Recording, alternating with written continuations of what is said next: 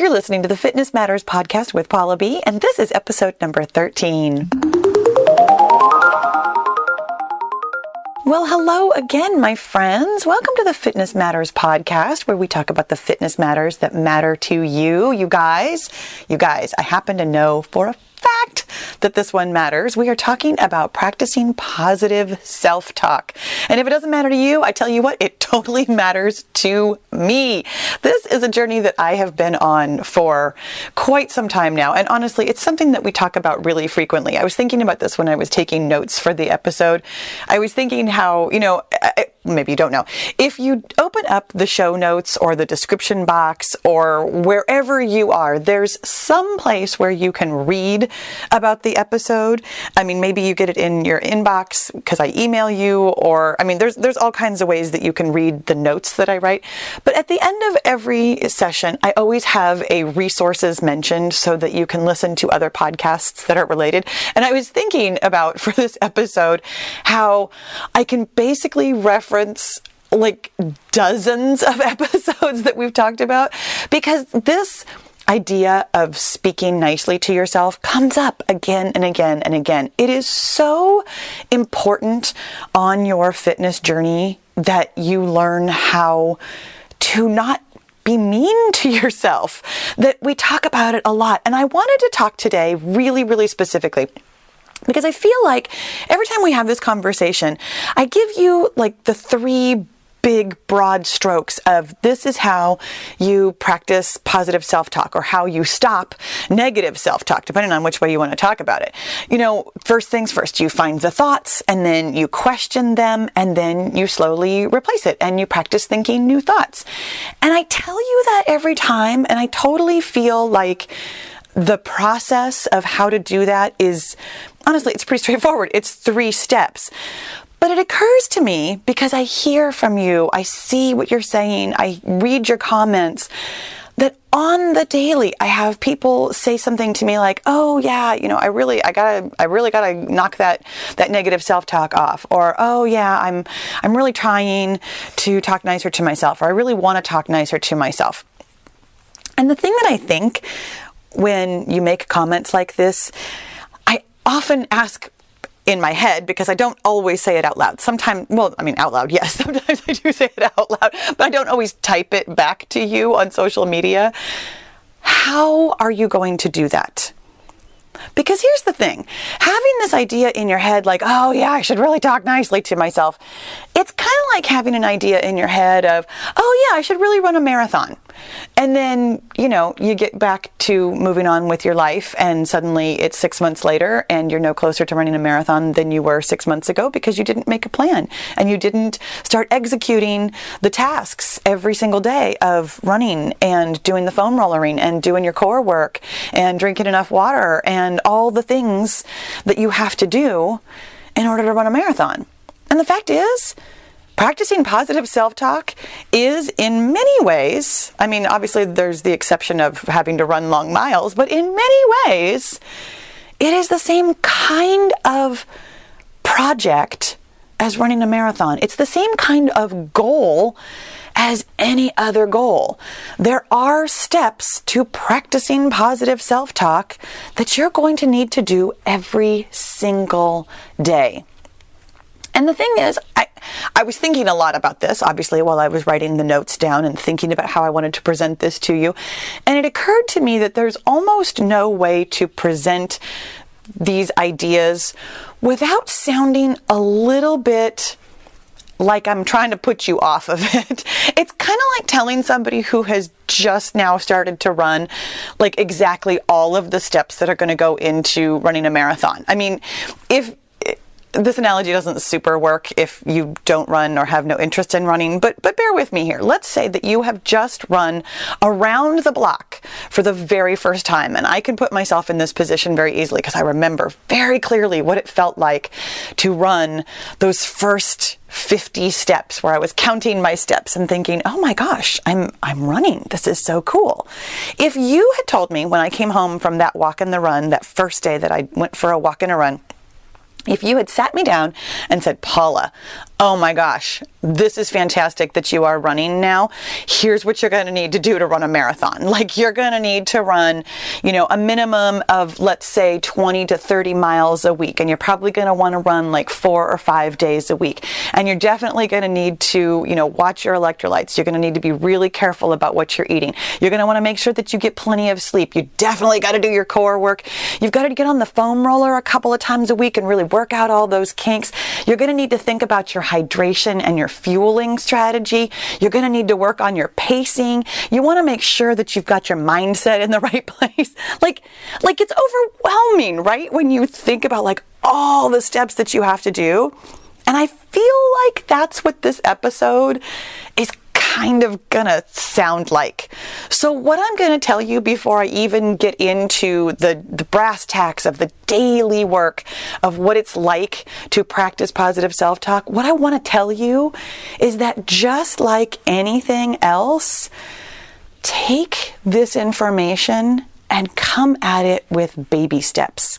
What I'm going to show you is kind of a glimpse into my life. I'm years into this practicing positive self-talk stuff. I'm years into running. The kind of information that I'm giving you today might feel incredibly overwhelming. It might feel like a lot of work. And if you have just run around the block for the very first time, I want you to know that you don't have to run a marathon ever, truly. I mean, you don't have to run a marathon, but you don't have to feel like this process that I'm going to describe for you is something that you have to do tomorrow. For 2 reasons. Number one, because you have to ease into it with baby steps. I mean, you are where you are and you're going to get where you're going to go. But also because if you try to push too hard, it'll actually just lead to more negative self-talk, because you'll say things like, geez, I can't get this. This is so hard. I'm so dumb. Why do I even bother? And it'll bring on a whole chain of negative self-talk, which is the exact opposite of what we're trying to do here. So what I'm going to show you is a little glimpse into my day, how I personally practice positive self-talk, where I am with my practicing positive self-talk process. It could very well be further along than your process, and that's okay. But I feel like this is a good kind of a roadmap for a couple of reasons. First of all, because it's kind of nice to just know how other people do this, because this is something that I think about a lot. When I listen to podcasts and read books and get the information from these people who are further along on their positive self-talk journey, I'm always curious, what exactly did you think this morning? What exactly did you write down in your journal? What exactly are you doing on a daily basis that has gotten you the success that you've gotten? I hear the steps, but tell me how. And so that's what I'm going to do with you today. You guys, there is a thought that is so ridiculously pervasive for me that it's almost funny. I mean, in fact, I might as well just go ahead and call it funny, because it is pretty funny. My go-to, and you might have even noticed this, sometimes when I give examples, I'll pop off with the things that are on the top of my head. And number one is always, you're so stupid, or you're dumb, or that's dumb. It is a thought that pops in my head a lot. And it's a thought that went unchallenged for many, many, many, many years. I mean, if I had to guess where this thought came from, if I had to guess, I mean, I'm the youngest of 3. I am younger by a fair few years than my brother and sister, by 4 years and 5 years, respectively. Or other way around, because my brother is oldest. But anyway, I feel like I got called stupid a lot when I was a kid. And that's not to be mean to my brother and my sister. I mean, I'm sure I called them stupid too. But I think that's one of those things that was just, it was early on. There's no real evidence for me being stupid. I did great in school. I run my own business. I can come up with all kinds of evidence against that thought. Kind of like how we talked about in the the facts versus opinions episode a couple of weeks ago. There's all kinds of evidence both ways here. Plenty of times I do stupid things. I absolutely do stupid things. But plenty of times I'm plenty smart to get on with where I want to go in my life. So this thought about I'm so stupid, it doesn't serve me. It's not helpful. It doesn't feel good. And I don't really need it anymore. So I would like to not think that I'm stupid. I mean, that sounds like a tall order sometimes, but also it doesn't sound completely unreasonable. There's no reason for me to think that I'm stupid. So here on a daily basis are the kinds of things that I do to stop thinking that thought. And that thought particularly, I mean, I recognized that as a daily repetitive thought maybe a year ago. And I kind of just sat with it and didn't really know entirely what to do. And then kind of came into this process, I'm going to say about 6 months ago. And to be fair, I don't do this exact process every single day for just this thought. This is a really specific example, but there are other thoughts, repetitive thoughts that I have that are not serving me, that I do this same kind of process with. But here's what I would do on a typical day. Generally speaking, I try to start my day on a positive note. And it's kind of a funny thing to say because what I do is I start my day by complaining in my journal. That doesn't sound very positive at all. But here's my journaling process. When I get up in the morning, I mean, I get up in the morning, I make breakfast for my husband, I make coffee for myself, I feed the cats, I kind of get my day moving and grooving, go to the bathroom, all those kinds of things. But when I sit down with my coffee, I sit down with my notebook and a pen, and I get some thoughts out on paper. Now, generally speaking, some days are easier than others. Some days I will sit there and think, I don't really have anything to say. I'm already thinking about my day. I'm already kind of onto my to-do list. Sometimes it's kind of hard to sit in your own thoughts and think about them because honestly, it feels like a waste of time sometimes. But this is still something that I do because I know that getting some of this stuff out at the start of my day will make the rest of my day go faster, better, and more productive. And I'm all about being more productive. So I'll take the time to journal. Generally speaking, my journal is complaints. It's negative thoughts that I have in my head. It's junk that I'm thinking about my day or myself or my life or whatever. And for a long time, I actually really kind of resisted the journaling thing because I did feel like I was just complaining. And it didn't necessarily feel helpful. But I've come to realize somewhat rather recently that it's not the complaining that's helpful. And it's not even just getting it out, just venting that's helpful. Because, and maybe you've noticed this when you vent to a friend, that sometimes just saying it kind of just still perpetuates it, that it doesn't really dissipate the yucky feelings that you have about the situation, that simply getting it out isn't always enough. And so I've started with more of a 3-step process to my journaling, where the first step is just complaining, just getting it all out. I mean, I feel dumb. I'm too busy today. I have too much to do. I don't like whatever. I was going to say Instagram. Speaking of repetitive thoughts, that one has come up a lot recently, and it's funny how that's become my go-to, and it's definitely something that's on my list of thoughts I need to work on because it's not serving me. Anyways, so I'll get all my thoughts out, but then I go back, and this honestly was the hard part for a long time because I don't like rereading my complaints because it just sounds like I'm complaining, and I don't love that. But I've learned that when you go back and read it again, you'll realize that every single thing you wrote down is just a thought. It's an opinion rather than a fact. And so often when I'm putting these complaints on paper, they feel like facts. They feel like things that I believe. They feel so truthy and real. I mean, they're in my head. Of course, I'm thinking this. It's got to be real, right? No. When you go through and read it again and realize that every single thing that you've just written down is optional, that they are simply thoughts, and that you could actually think something else in place of that, That's actually very powerful. This is where the positive note comes in.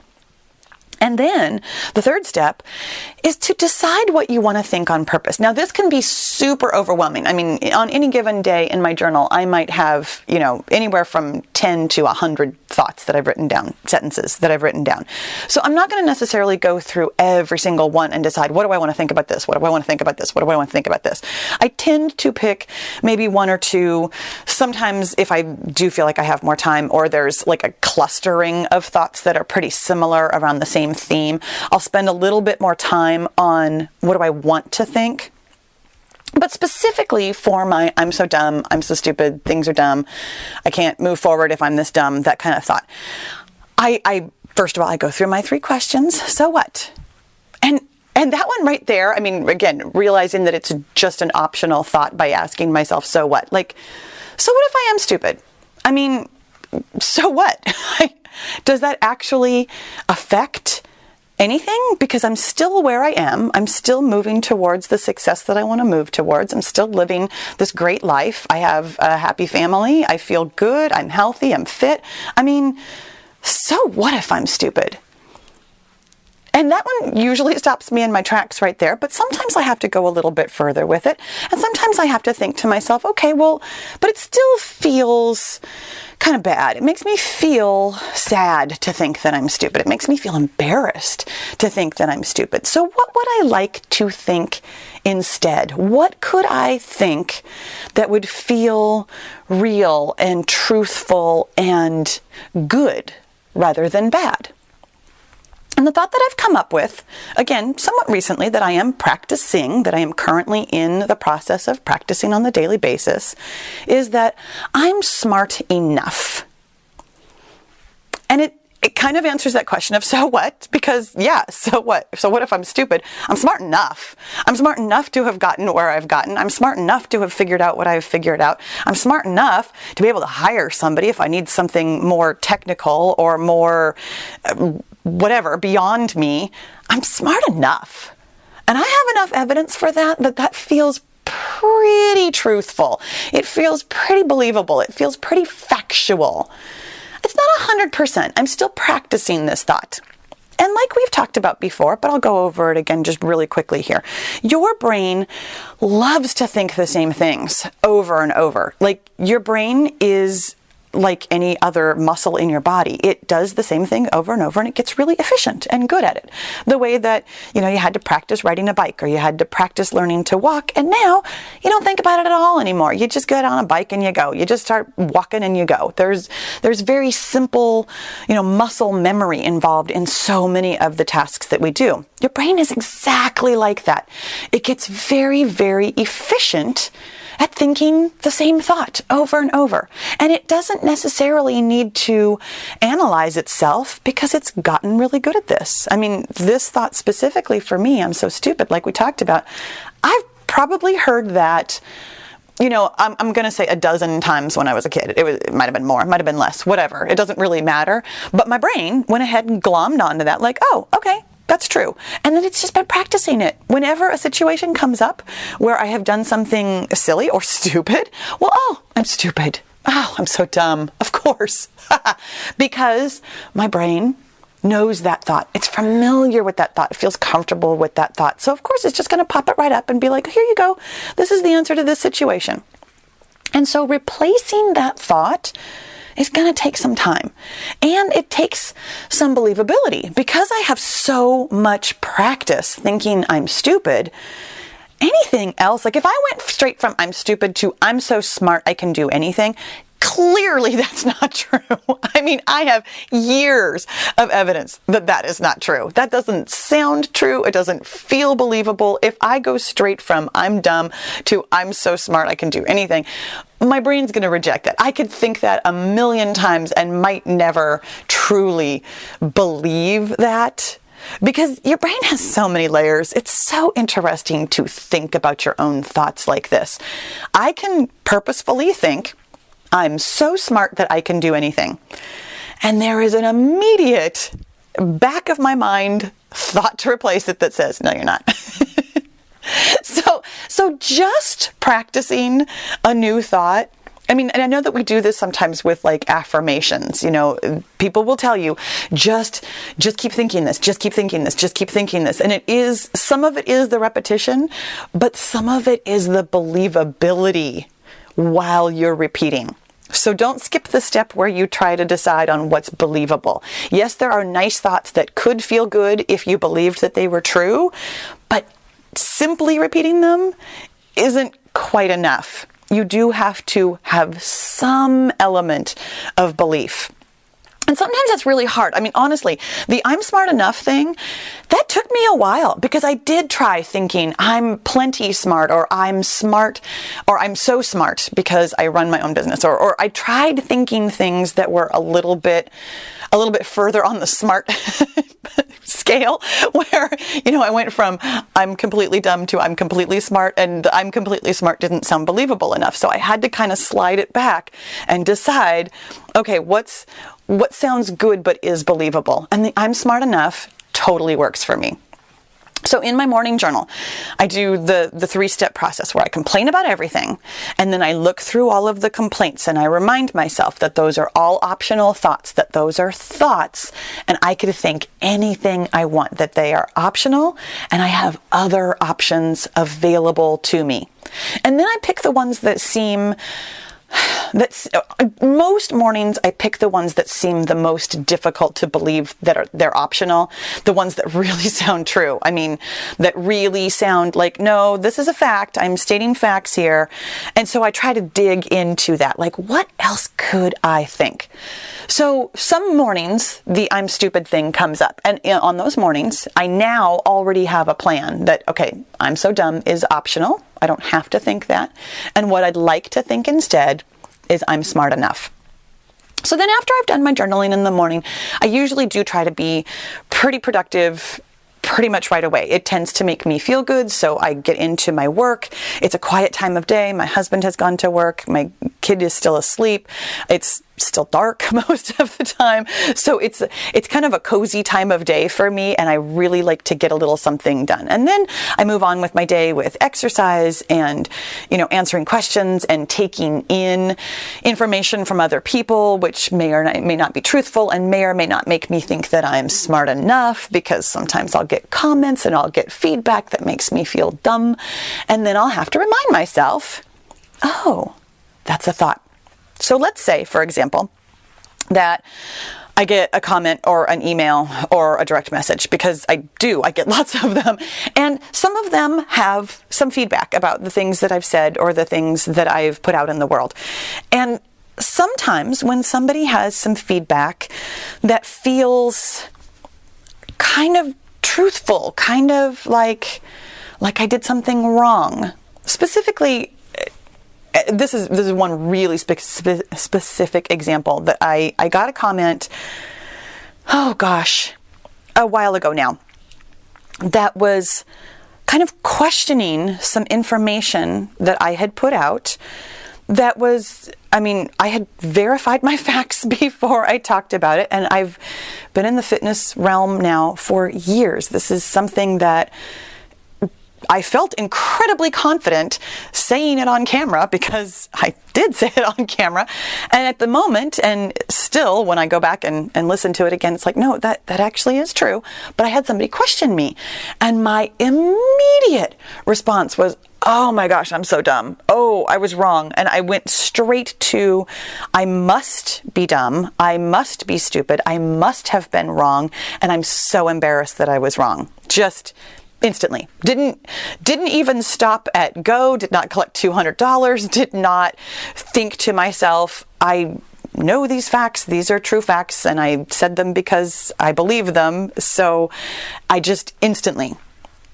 And so I had to take a moment and reassess what I was thinking about myself because of this comment. And so when something like this comes up in my day, generally speaking, I'm sitting at my desk. I spend a lot of time at my desk. I have, at any given time, I really should have counted. I think I have 7 or 8 or possibly more notebooks going at any one time. I mean, I've got my calendar, I've got my workout notebook, I've got my daily task list, I've got my other calendar, I've got my post-it notes, I've got my journaling notebook, I've got my to-do list notebook. I have a lot of notebooks, like different places on my desk, and I do have a little filing folder area for them so I can clean it up if I need to, but at any given time I have several notebooks and quite a few pens on my desk. So what I will do in that situation when I hear the thought is I will just write it down real quick. Just jot it down on any one of the notebooks. Sometimes it's a post-it note because that way I can throw it away later because I don't necessarily like to look at it again, but I'll jot it down. Oh, this was the situation and this is the thought I had. And then I can go back and think, oh, have I talked about this before? Have I thought about this before? What do I want to think instead? And then underneath the thought, I'm so stupid, I'll write, I'm smart enough. And I'll see that on paper, and it will be a nice visual and physical reminder. Having something written out gets it out of your head, and then being able to see the response, I'm smart enough. I'm a particularly visual learner. May or may not work for you quite the way that it works for me, but now I can see that thought, those words on paper in my head when I want to call them up. It's something that I've practiced numerous times now. So I'm not just hearing it in my head, I'm seeing it written on paper as well. It's a visual reinforcement of the thought that I'd like to have instead. And then I get on with my day, either responding to the comment or deleting it or doing whatever I do. But it's a quick little thing that I do. I jot it down, I jot down the replacement thought, and then generally speaking, I throw that away because it's not super necessary. It's out of my head. I got it taken care of, and it's not something that I need to have in front of me all the time.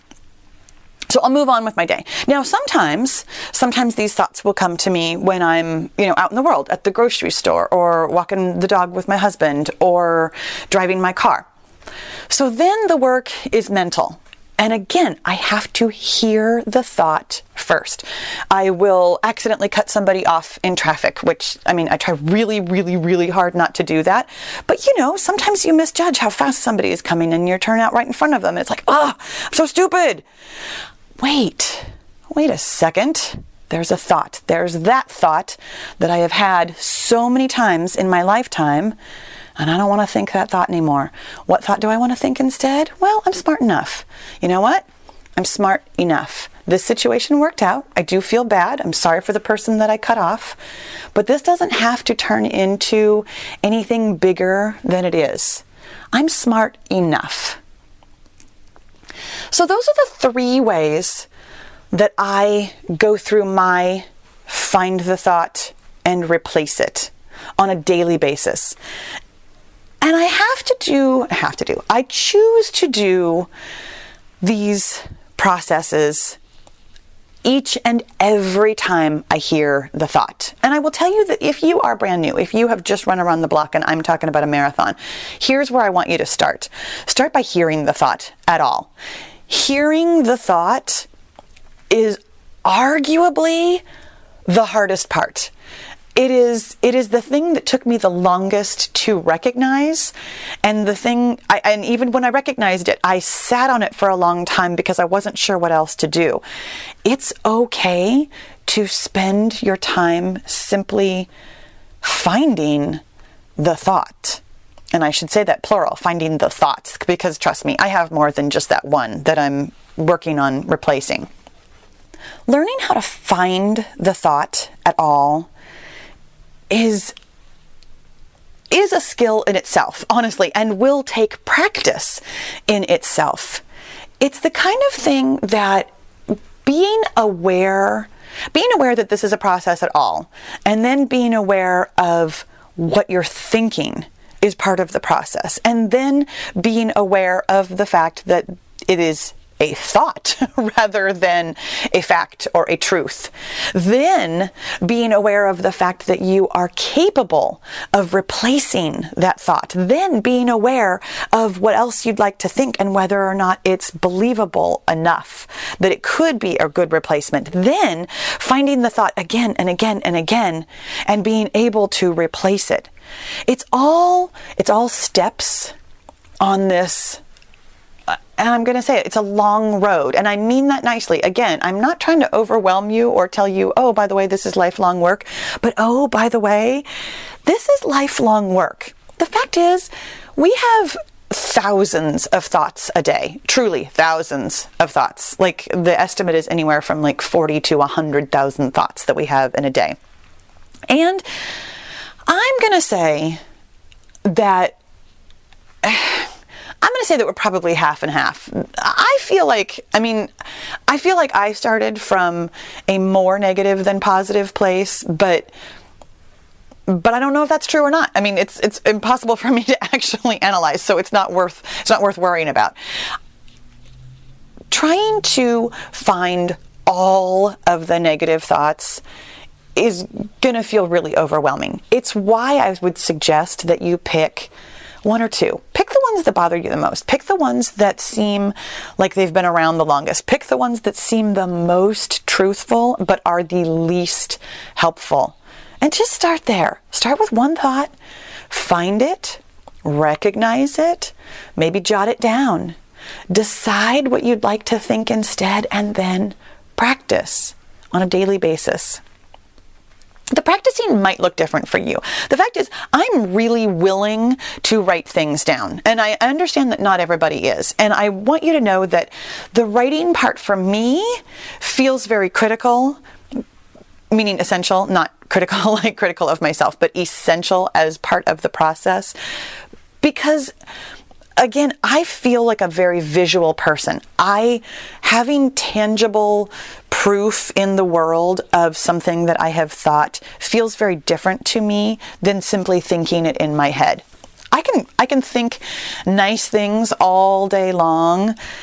Well, I don't, but I can try to think nice things all day long, but there is something very concrete about having it out on paper that does feel really different to me. So that's really imperative for my process. Your process might look different. The reason I brought this up today was simply to give you a practical day in the life idea of what my process is like. When you find a process that works for you, it might look a lot like this. It might look entirely dissimilar. But when it works for you, it works for you. And you'll know that. You'll know that because you are having success at practicing your positive self-talk. You'll have success at replacing some of your negative thoughts. You'll have success at wherever it is you're trying to get to. The fact is, the thought I'm stupid does not help me meet my business goals. It holds me back from being successful. It's why I want to replace this thought. If it was I'm trying to think of some other negative thought that I have that doesn't really bother me very much, and I'm struggling to come up with something off the top of my head. So pretend like there's another thought. Pretend like there's another thought that isn't stopping me from getting my goal. This thought, the thought that I'm stupid, does stop me from finding 1 million subscribers. It does stop me from feeling successful. It does stop me from putting out my best work. If I feel stupid, I'm not going to put out good work.